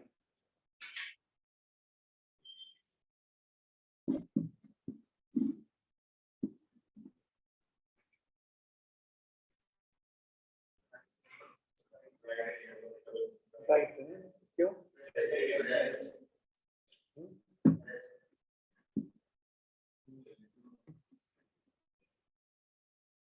इसमें ये चीज बड़ा समझने वाली है। जैसे देखो, अगर कोई बच्चा बीटा हाइड्रोजन का नंबर देखेगा तो उसको लगेगा दो तब तो सेम है ना। यहाँ भी 2 बीटा हाइड्रोजन, यहाँ भी 2 बीटा हाइड्रोजन, ठीक है। दोनों बीटा पे 2-2 हाइड्रोजन। अब क्या करें? तो इसमें यहाँ पे देखो फेनिल बैठा रखा है। तो एक चीज ये समझ में आना चाहिए, अगर ये सिग्मा इलेक्ट्रॉन इधर आया और आपने इधर वाला बीटा हाइड्रोजन निकाला तो ये डबल बॉन्ड फेनिल रिंग के पाई बॉन्ड के साथ कॉन्जुगेशन में आ जाएंगे, है ना। और इस कॉन्जुगेशन बोलेंगे एक्सटेंडेड कॉन्जुगेशन, क्योंकि ये पाई बॉन्ड जो है वो बेंजीन रिंग के पाई बॉन्ड के साथ जो ये एडिशनल पाई बॉन्ड आएगा, जो एक्स्ट्रा पाई बॉन्ड आएगा, वो जो पहले से पाई बॉन्ड प्रेजेंट है फेनिल के साथ, फेनिल रिंग के अंदर, उसके साथ रेजोनेंस स्टेबलाइज है। लेकिन अगर आपने इधर लगा दिया डबल बॉन्ड तो वो फेनिल के पाई बॉन्ड के साथ एक्सटेंडेड कॉन्जुगेशन में नहीं आएंगे, मतलब रेजोनेंस में इन्वॉल्व नहीं होंगे। यहाँ पे आपको हाइपर कॉन्जुगेशन से बेटर है कि आप रेजोनेंस को देखें, क्योंकि रेजोनेंस इफेक्ट ज्यादा डोमिनेट होता है इस पे, हाइपर कॉन्जुगेशन पे, है ना। तो यहाँ पे आपको मेजर एल्कीन इधर से बनानी चाहिए, मतलब बेस जब यहाँ से एच निकालेगा तो वो आपकी मेजर एल्कीन बनेगी, ठीक है। बनेगी इधर वाली भी कुछ परसेंट में, लेकिन मेजर अगर एल्कीन पूछ ली जाए तो फिर ये वाली होगी। तो बेस इधर वाला एच निकालेगा और ये Cl तो हट ही जाएगा, ये लीविंग ग्रुप तो इसका तो हटना तय, तो ये बन गया आपका मेजर जैसे, ठीक है। क्योंकि ये क्यों मेजर है तो लिख लीजिएगा, stabilize by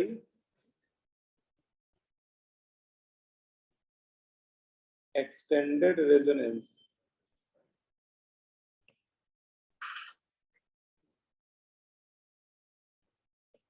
with phenyl ring, ठीक है। तो बेंजीन रिंग है, फेनिल रिंग है, उसके पाई बॉन्ड के साथ वो रेजोनेंस में स्टेबलाइज हो जाएगा। लेकिन अगर आप सपोज इधर से निकाल लेते तो फिर वो जो डबल बॉन्ड आता लेफ्ट साइड, वो पीएच मतलब फेनिल रिंग के साथ रेजोनेंस स्टेबलाइज ना होता है ना। तो ये एल्कीन थोड़ा सा मतलब इसके रिस्पेक्ट में वो लेस स्टेबल एल्कीन बनती है, और वो फिर परसेंटेज वाइज भी कम बनेगी, वो माइनर एल्कीन हो जाएगी, ठीक है। तो बनाने को तो दोनों बना दिए, लेकिन ये देख लीजिए कि ये मेजर है, ठीक है सर। अब जैसे ये वाला, हाँ हाँ बिल्कुल नोट करवा रहा हूँ।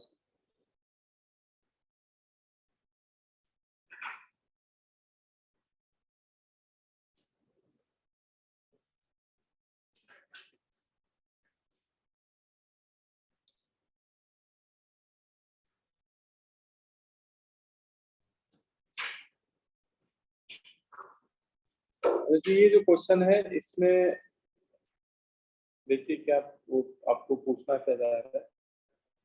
जैसे ये कंपाउंड आपको दिया हुआ है, ठीक है, ये है तो alkyl halide, main leaving group हमें यही दिख रहा है ब्रोमीन, और तो कोई है नहीं, है ना। तो जिस कार्बन से लीविंग ग्रुप अटैच्ड है वो हमारा हो गया अल्फा कार्बन, और उसके पड़ोस वाले ये दोनों बीटा कार्बन, ठीक है। अब एल्कोहलिक बेस लिया हुआ है तो ये तो बेटा स्ट्रॉन्ग बेस है और हीटिंग कंडीशन भी है, तो E2 काइनेटिक्स देगा ये, है ना। हाँ, अब ये बीटा हाइड्रोजन से H को निकालेगा, ऊपर वाला लिख लेगा। यहाँ पे ऐसे 2 पॉसिबिलिटी है कि एक तो ये इस वाले H को निकाल के यहाँ पे पाई बॉन्ड बना दे, है ना।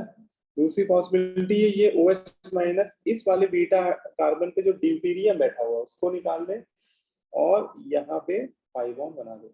और वो दोनों ऑप्शन में उसने बना के दो प्रोडक्ट दिए। एक बार उसने ऊपर वाले बीटा से निकाला तो ये प्रोडक्ट बनाया, एक बार उसने यहाँ से निकाला है डी तो ये प्रोडक्ट बन गया। मेजर बताना है इसमें, ए वाला है ना, ये वाला मेजर है। तो सही बोला जाए तो मेजर तो है ही है, दूसरी बात दूसरा वाला बनेगा ही नहीं यहाँ पे, क्योंकि हाँ स्टीरियो स्पेसिफिक रिएक्शन है। ये कैसे हम लोग समझ रहे हैं यहाँ पे, तो देखो यहाँ पे ब्रोमीन को उसने वेज बॉन्ड से कनेक्ट किया है, ठीक है। इसका मतलब इसके एंटी पेरीप्लेनर वाला जो हाइड्रोजन होगा वही एलिमिनेट करा पाएगा कौन, ये बेस। तो इसके वेज वेज के एंटी पेरीप्लेनर तो डैश वाला हाइड्रोजन आएगा, तो ये वाला हाइड्रोजन इस ब्रोमाइड लीविंग ग्रुप के रिस्पेक्ट में एंटी पेरीप्लेनर है। लेकिन ये वाला जो ड्यूटीरियम है वो सेम प्लेन पे ये भी क्योंकि बाहर आ रहा है ना, देखो ये वाला भी बाहर आ रहा है, वो भी बाहर आ रहा है, दोनों बाहर आ रहे हैं, ये भी बाहर आ रहा है, ये भी बाहर आ रहा है, तो ये तो सेम प्लेन पे लाई कर रहे हैं। तो ये इसके साथ एंटी पेरीप्लेनर नहीं, लेकिन ये बाहर आ रहा है और वो अंदर जा रहा है ना, तो ये एंटी पेरीप्लेनर होगा, तो वो वाला निकलेगा, ये वाला निकलेगा नहीं। मतलब ये दूसरा वाला प्रोडक्ट एक्चुअली बनेगा नहीं, है ना। मेजर माइनर यहाँ कहने का कोई मतलब ही नहीं देखा है, केवल एक ही प्रोडक्ट ही बनेगा, है ना। बात समझ में आ रही, तो इसको थोड़ा हाईलाइट कर दिएगा कि ये जो हाइड्रोजन है इसको ऐसे हाईलाइट कर दीजिए कि this hydrogen is anti periplanar, this beta hydrogen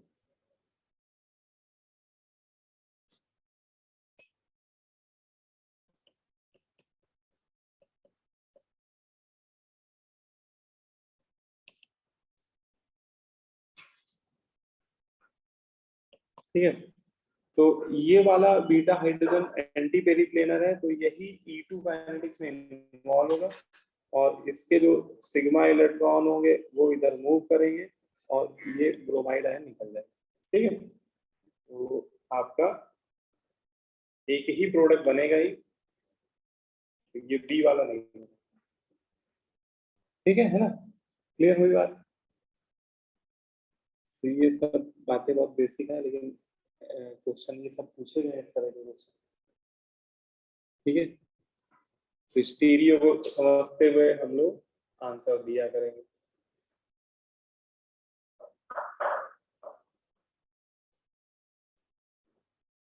एक ये वाला बता दो,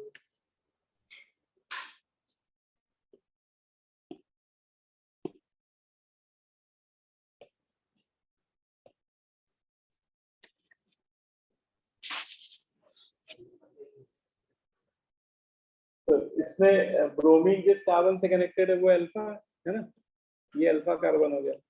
और बीटा कार्बन पे तो इसमें 3 मेथिल लगा दिए, इसमें तो बीटा पे हाइड्रोजन ही नहीं,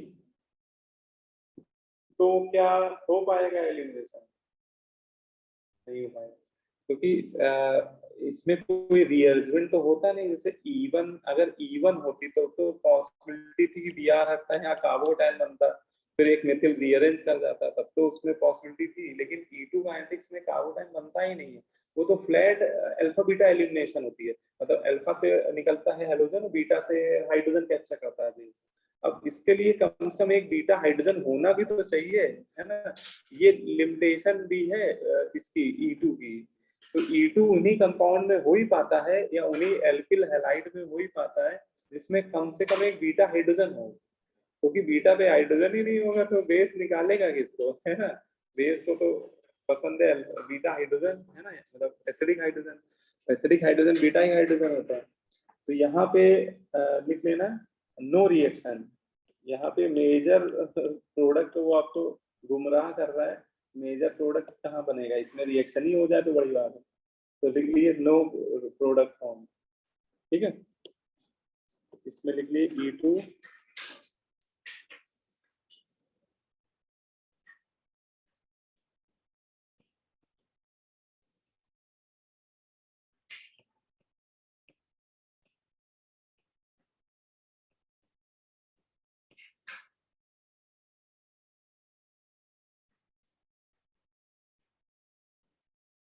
हाँ ले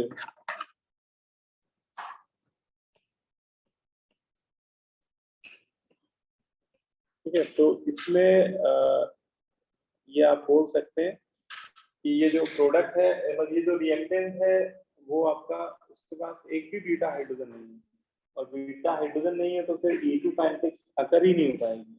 ठीक है, तो यहाँ पे नो रिएक्शन हो जाएगा। ठीक है, तो ऐसे भी एग्जांपल देखने को मिल सकते हैं जिसमें पता लगा बीटा हाइड्रोजन ही, या आपसे ऑब्जेक्टिव पूछ देगा कि which of the following alkyl halide do not give product through E2 kinetics, तो उसमें ऐसा आंसर हो सकता है कि इसमें किसी एक में बीटा हाइड्रोजन ही ना हो, है ना, तो फिर वो E2 दे ही नहीं पाएगा। बोलो भाई, बिल्कुल ऊपर ऊपरी मूव कर रहे हैं, है ना, ये वाला अच्छा बताइए।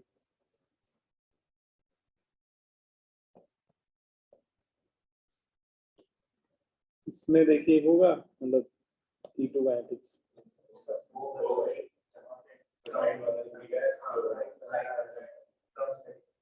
हाँ यहाँ पे होगा, बिल्कुल होगा, है ना, क्योंकि इस बीटा पे भी हाइड्रोजन है, इस पे भी, दोनों पे हाइड्रोजन है, तो E2 तो होगी। लेकिन बेस का नेचर देखने समझ में आ रहा है, ये बहुत बल्की बेस है ना, हाँ, तो यहाँ पे वो हॉफमैन प्रोडक्ट बनाएगा, हॉफमैन एल्कीन बनेगी। ठीक है, तो हॉफमैन एल्कीन में जहाँ पे बीटा हाइड्रोजन ज्यादा होंगे वहां से H निकालेगा वो। ठीक है, या जहाँ पे स्टेरिक हिंड्रेंस कम होगा, वैसे समझ लो ये बीटा कार्बन 1 डिग्री है, ये 2 डिग्री है, तो 1 डिग्री वाला आपका लेस हिंडर्ड है, तो यहाँ से H निकाल लेगा वो, इसी पे अटैक करेगा, और ये सिग्मा इलेक्ट्रॉन इधर आएंगे और लीविंग ग्रुप निकल जाएगा।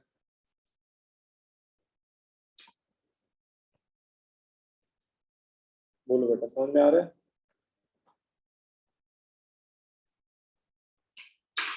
ठीक है, क्लियर हो रहा है? ये वाली एल्कीन हॉफमैन एल्कीन बोली है, और यही यहाँ पर मेजर प्रोडक्ट। ठीक है ना?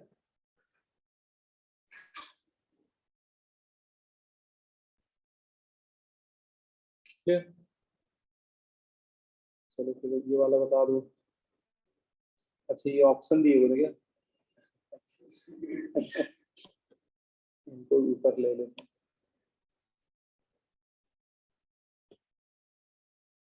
कुछ PYQs किए हुए हैं, कुछ क्वेश्चन करते हैं जो यही पूछ चुका है। मेंस एडवांस सब कर सकते, एक अच्छा ये और कर लो। इसमें आपको बताना है, ये कैलकुलेटर दो,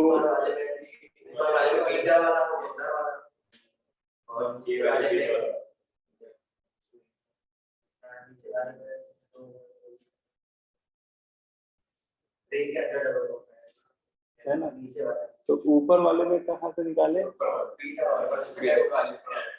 है ना, तो ये आपका बल्कि बेस है ना, टर्सरी अमीन दे दिया गया, तो इसको आप पहचान लीजिए कि टर्सरी अमीन आपका क्या होता है, बल्कि बेस होता है ना, तो ये उस वाले बीटा कार्बन से निकालेगा जहाँ पे स्टेरिक हिंड्रेंस कम हो, ठीक है, या जहाँ पे बीटा हाइड्रोजन का नंबर ज्यादा हो, तो यहाँ पे 3 बीटा हाइड्रोजन होंगे ना, अगर आप उसको बैलेंस करो तो ये यहीं से निकालेगा H, और इधर आ जाएगा डबल बॉन्ड, I तो निकलना तय है उसका। ठीक है, तो इसमें आपका क्या बनेगा, हॉफमैन एल्कीन बनेगी ना, जो एल्कीन बनेगी इसको बोलेंगे हॉफमैन एल्कीन। तो ये देखो मैं बना देता हूँ।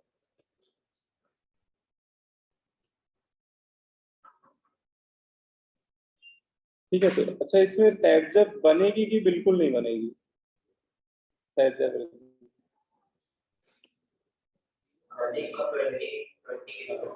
बनेगी लेकिन माइनर होगी, है ना, वो 28 एग्जैक्टली 28 तो नहीं कह सकते, वो तो स्पेसिफिक आंसर था उस वाले स्ट्रक्चर में। लेकिन ये कहेंगे कि मेजर प्रोडक्ट ऑफलाइन होगी, कुछ 20-25% से ज्यादा नहीं बनेगी अप्रोक्सीमेट है। तो ये मेजर लिख देंगे बस। हाँ, नंबर प्रोडक्ट में तो काउंट करेंगे, नंबर प्रोडक्ट में तो काउंट करना पड़ेगा।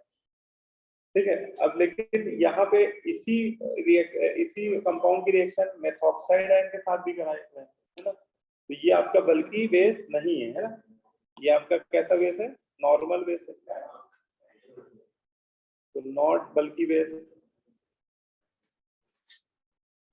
ठीक है, बल्कि बेस नहीं है तो फिर ये कहाँ से H निकालेगा, ज्यादा डिग्री वाले कार्बन का H निकालने का मतलब जहाँ पे हाइड्रोजन कम है वहां जाके अटैक करेगा। तो ये यहाँ से निकाल लेगा H, ठीक है। तो यहाँ पे डबल बॉन्ड आ जाएगा, इसमें रिंग के अंदर आ जाएगा डबल बॉन्ड।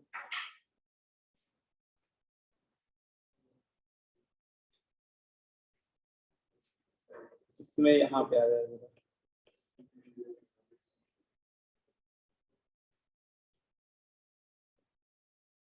ठीक है। इसको बोलेंगे हम लोग सेट जफल। तो ये ए वाले प्रोडक्ट में ये वाला बनेगा और बी वाले में ये बनेगा, ठीक है। उसने वही पूछा था कि ए में मेजर कौन सा होगा, बी में मेजर कौन सा, ठीक है ना, क्लियर। तो मेरे ख्याल से काफी बातें समझ में आ चुकी हैं।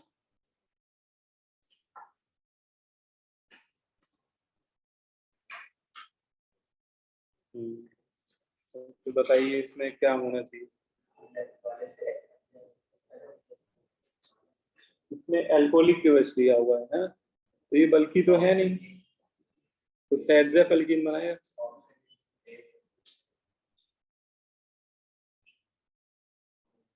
और कोई बनता दिख भी नहीं है,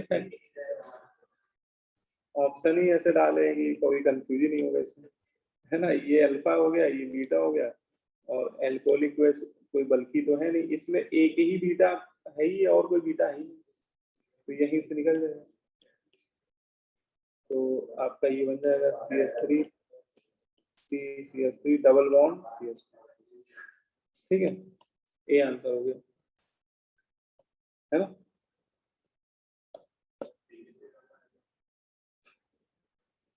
हाँ, अभी आपके प्रीवियस ईयर वाले भी क्वेश्चन करेंगे, आज क्वेश्चन को करेंगे हम लोग, है ना। ये वाला बताओ, दिख नहीं रहा, अच्छा अब ऊपर हो जाएगा।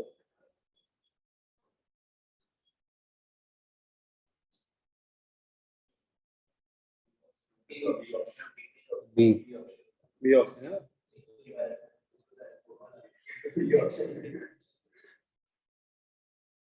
बोल आ गया। हाँ, कुछ तो उल्टा सीधा एक दो ऑप्शन में करेंगे वो। तमाशा। यहाँ मेन चीज पकड़ने वाली बस वही कि टर्सरी ब्यूटॉक्साइड आयन एक आपका स्ट्रॉन्ग बेस है लेकिन बल्कि भी है ना। तो स्ट्रॉन्ग बल्कि बेस है, स्ट्रॉन्ग बेस प्लस बल्कि। तो स्ट्रॉन्ग बेस है बल्कि ये हीटिंग साइन है, तो सारी बातें फेवर कर रहा है E2 की तरफ, लेकिन बल्कि है इसलिए यहाँ पे कौन सी एल्कीन बननी चाहिए, हॉफमैन एल्कीन, है ना।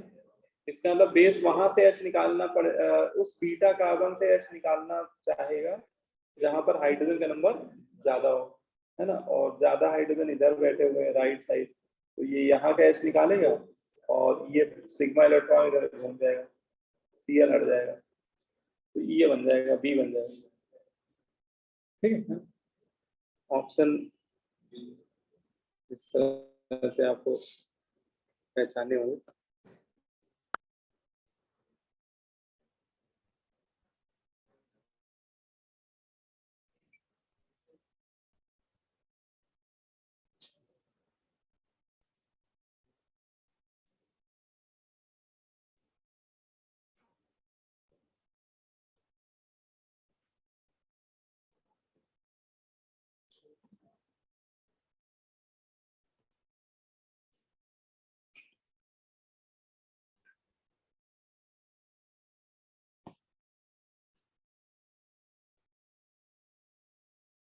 ये देखिए 2019 का एक क्वेश्चन है जेईई मेंस का।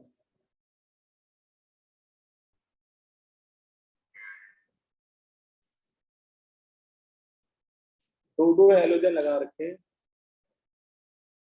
एल्कोहलिक KOH, वो भी एक्सेस में, मतलब वो दोनों Br का निकलना तय है ना, 2 डबल बॉन्ड आएंगे।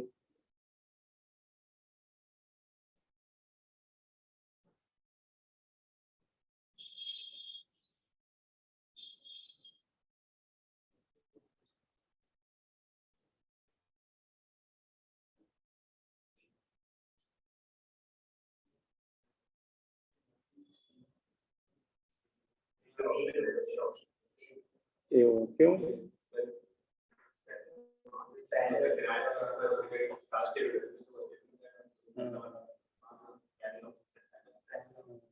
मतलब दोनों डबल बॉन्ड इस तरह से आए जिससे वो फेनिल के साथ तो हो कॉन्जुगेशन, और वो डबल बॉन्ड आपस में भी एक दूसरे के साथ पाई पाई कॉन्जुगेशन है ना। तो उसमें ये चीज देखना होगा। तो जैसे पहला मोल इसका जो होगा वो यहाँ से देखो, इस ब्रोमीन के इस वाली पोजीशन पे जो हाइड्रोजन होगा बीटा कार्बन पे, इसको निकालना पसंद करेगा, ठीक है, क्योंकि इसको निकलते ही यहाँ पे पाई बॉन्ड आएगा, और ये वाला पाई बॉन्ड जो आएगा यहाँ पे इस जगह पे, ये वाला पाई बॉन्ड ये फेनिल के साथ कॉन्जुगेशन में आ जाएगा, ठीक है। तो पहले केस में तो जब ये एलिमिनेशन होगा तो इस तरह का स्ट्रक्चर बनेगा, यहाँ पे PH और यहाँ पे एक डबल बॉन्ड आ गया, और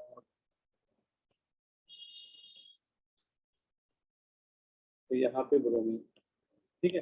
फिर इसका जो दूसरा मोल होगा, फिर अगेन वो एक बार अल्फा बीटा एलिमिनेशन, ठीक है। अब वो OH माइनस कहाँ से H निकालेगा, तो यहाँ भी वही चीज देखनी होगी कि इसके अल्फा पे ये बीटा है, एक बीटा ये, अगर यहाँ से निकाल लिया तो पाई बॉन्ड यहाँ पे आएगा, अगर यहाँ से निकाला, और ये पाई बॉन्ड इसके साथ रेजोनेंस से स्टेबलाइज नहीं हो पाएगा, और अगर यहाँ से निकाल लिया तो यहाँ डबल बॉन्ड आएगा, और ये दोनों पाई बॉन्ड आपस में लपक झपक भी करेंगे, है ना। तो वो जो रेजोनेंस स्टेबलाइज वाली एल्कीन होगी वो हमारी मेजर एल्कीन होगी, है ना, क्योंकि पहले प्रेफरेंस रेजोनेंस को दीजिएगा, और अगर वो कॉमन होता कि मान लो कि हर तरफ से वो रेजोनेंस में आ रहा होता, तो फिर हम लोग वो देख लेते हाइपर कॉन्जुगेशन। तो इसमें सबसे स्टेबल एल्कीन ये बनती है, देखो, ठीक है ना, ऑप्शन ए। और इसमें और करें,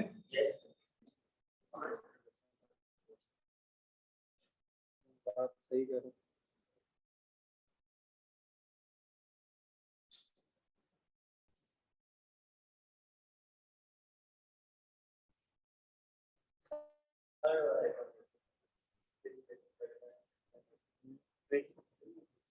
कुछ और बढ़िया से दो,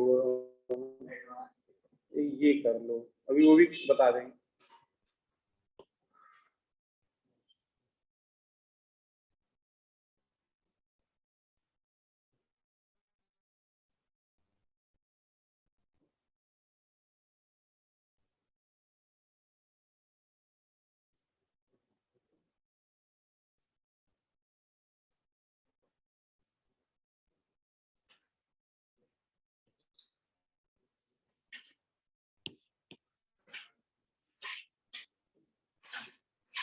ये वाला एक बार बता दीजिए।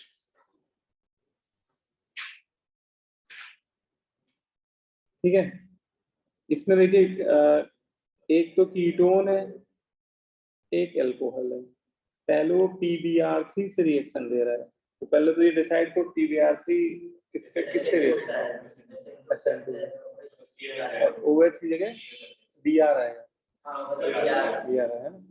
ठीक है, तो पहले स्टेप में क्या हो गया, PBr3 क्या करेगा, अल्कोहल में OH को रिप्लेस कर देगा Br से, है ना।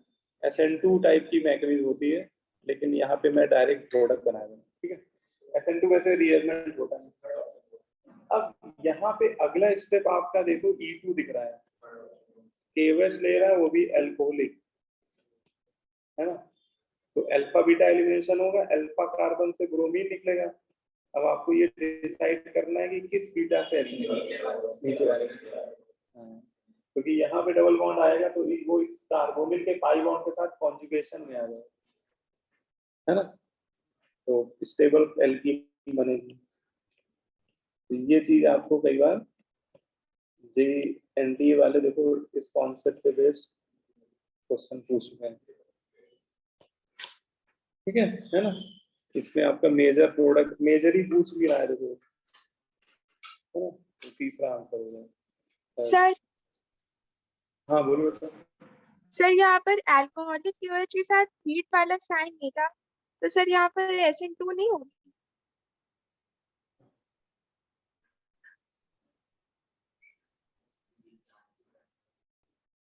हाँ देखो एक एनपीए वाले थोड़ा सा कुछ बातें अंडरस्टूड वाली होती है इसमें। एल्कोहलिक केवल कभी सब्स्टिट्यूशन नहीं कराता है, एल्कोहलिक केवल बहुत स्ट्रॉन्ग बेस होता है, तो ये हमेशा एलिमिनेशन ही कराएगा। क्यों ऐसे समझो, देखो एल्कोहल केवच वैसे भी बेस है और उसको आपने किस में मिक्स कर दिया है, एल्कोहल में, है ना, तो केवच वैसे ही बहुत स्ट्रॉन्ग बेस है, एल्कोहल में ऐड कर देते हैं जब, तो उसकी बेसिसिटी बहुत ज्यादा बढ़ जाती है, ठीक है। और एल्कोहल पी के तो अच्छे अच्छे लोग दुनिया से एलिमिनेट हो जाते हैं। तो ये ध्यान रखना कि एल्कोहलिक केवच कभी भी लिखा हो, भले ही हीटिंग साइन ना लगाओ, आप हमेशा E2 एलिमिनेशन नहीं कराएगा, क्योंकि एक्वस केवच होता तो सब्स्टिट्यूशन हो सकता है ना। एक्वस केवच में पानी ज्यादा होता, बेस कम होता, तो वो न्यूक्लियोफाइल अच्छे होते हैं, पोलर प्रोटीन सॉल्वेंट मिल जाता है उनको। लेकिन अल्कोहल के अंदर के बेस जो है ना, वो क्या कर रहा है, तो हीट ही नहीं है तब भी बेटा E2 ही से बनेगा, है ना, ऑलवेज। Yes sir. ठीक है, एनसीईआरटी में भी एक दो जगह आपको मिल जाएगा जिसमें केवल जो पीछे नहीं एक्सरसाइज के क्वेश्चन होते हैं उसमें अल्कोहलिक केवल लिखा है, हीट नहीं किया हम लोगों ने, है ना, प्रोडक्ट किससे बनाया, एलिमिनेशन से, क्योंकि वो बेस बहुत अच्छा है, स्ट्रॉन्ग बेस है वो, तो वो प्रेफर आपका E2 ही करेगा। अब देखो ये अभी रिसेंटली अभी पूछा गया 2021 में,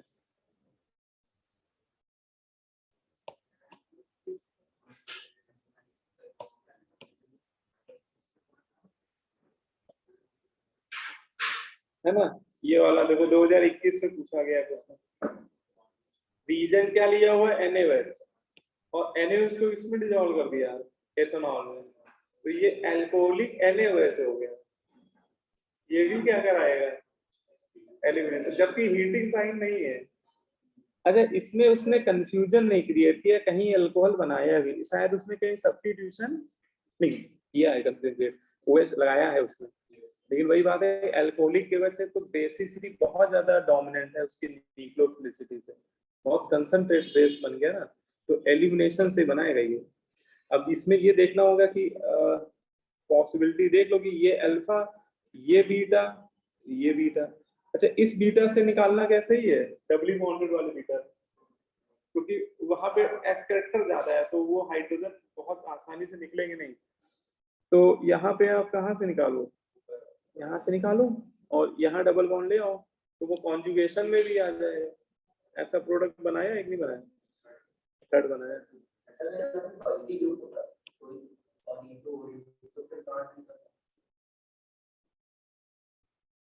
बल्कि ग्रुप होता है और हाँ, यहाँ पे देखो बेस हमारा बल्कि है नहीं, तो सैडजफ एल्कीन बनेगा, बेस बल्कि होता है।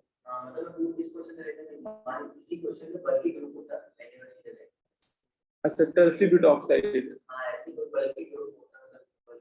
अच्छा आप कह रहे हैं बल्कि बेस होता, तो फिर यहाँ से तो निकालना मना है ना, ना sp2 हाइब्रिडाइज कार्बन से कभी ना निकालना है ना, क्योंकि वो डबल बॉन्ड लगातार आने लगेंगे ना, तो ऐसे भी वो लीनियर रिंग में कभी 180 बॉन्ड एंगल हो नहीं सकता, sp हाइब्रिडेशन नहीं आ सकता, क्योंकि नो रिएक्शन ही हो जाएगा। ठीक है, यहाँ तो बन जाएगा, तीसरा बन जाएगा, ठीक है ना। क्लियर। तो एक्वस एल्कोहलिक केओएच में हीटिंग ना भी दिया हो तो भी एलिमिनेशन से करेंगे। चलो फिर इतना ही रखते हैं, है ना।